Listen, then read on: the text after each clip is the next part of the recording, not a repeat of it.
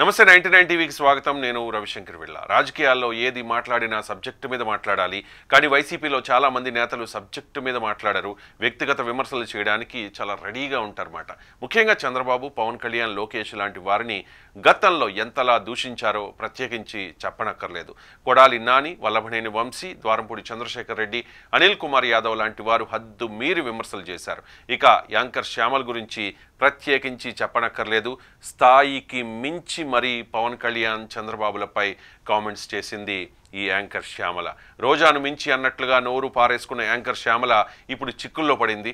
ఆమెను కేసులు చుట్టుముడుతూ ఉన్నాయి. నోరుంది కదా అని అడ్డగోలుగా రెచ్చిపోయి ప్రత్యర్థుల్ని దూషిస్తే అందుకు పర్యవసానం ఎదుర్కోక తప్పదు.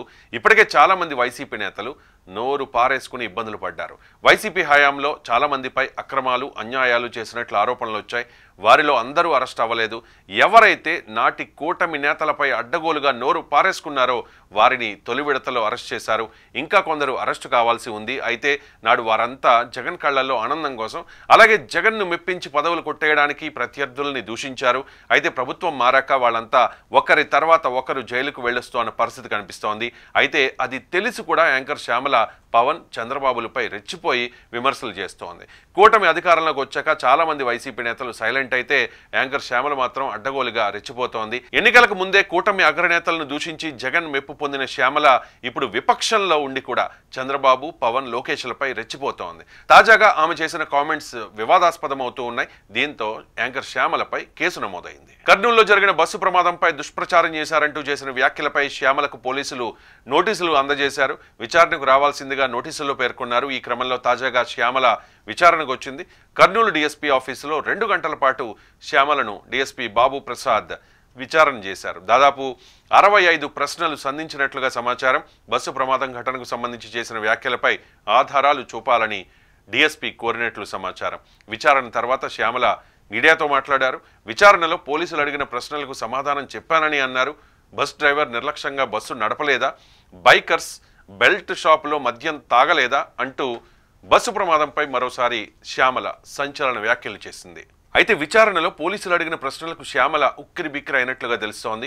బస్సు ప్రమాదంపై తనకు ఎలాంటి అవగాహన లేదని, తాను బస్సు ప్రమాదం ఘటనా స్థలానికి వెళ్లలేదని, వి కావేరీ ట్రావెల్స్ బస్సు యాజమాన్యం బస్సు డ్రైవర్లతో, మద్యం తాగిన బైకర్లతో మాట్లాడలేదని, పార్టీ ఆదేశాల మేరకు వాళ్ళు చెప్పింది మాత్రమే మాట్లాడానని పోలీసులకు శ్యామల చెప్పినట్లుగా సమాచారం. అయితే బెల్ట్ షాపుల్లో మద్యం తాగడం వల్లే ప్రమాదం జరిగిందంటూ సోషల్ మీడియాలో తప్పుడు ప్రచారం చేస్తూ ఉన్నారంటూ కర్నూలుకు చెందిన వ్యక్తి ఫిర్యాదు మేరకు పోలీసులు శ్యామలపై కేసు నమోదు చేశారు. ఈ మేరకు యాంకర్ శ్యామల, సివి రెడ్డి సహా 27 మందిపై కేసు నమోదు చేసి విచారణకు రావాల్సిందిగా పోలీసులు నోటీసులు జారీ చేశారు.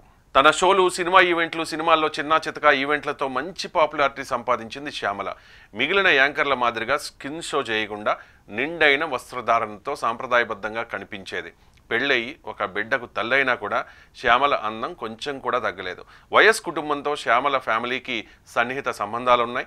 జగన్, షర్మిల పాదయాత్రల్లో శ్యామల తన భర్త నరసింహారెడ్డి కనిపించిన సంగతి అందరికీ తెలిసిందే. మాజీ సీఎం జగన్మోహన్ రెడ్డికి వీరాభిమాని అయిన శ్యామల ఏపీ ఎన్నికల్లో వైసీపీ తరపున ప్రచారం చేసింది. అప్పట్లో ముసలి తోడేలు, గుంటనక్క కథ చెప్పిన శ్యామల అప్పుడే కూటమికి టార్గెట్ అయింది.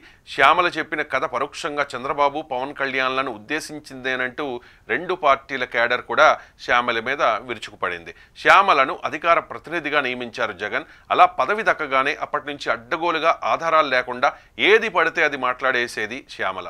కర్నూలు బస్సు ప్రమాద ఘటనపై కూడా బెల్ట్ షాపుల్లో మందు తాగొచ్చి ప్రమాదానికి కారణమయ్యారని అన్నారు.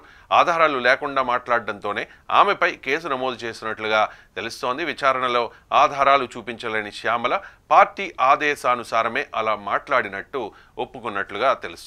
ఏది ఏమైనా చూస్తుంటే మాత్రం శ్యామలకు ఉచ్చు బిగుస్తున్నట్లే కనిపిస్తోందని అంటూ ఉన్నారు. చూడాలి మరి ఏం జరుగుతోందో అన్నది.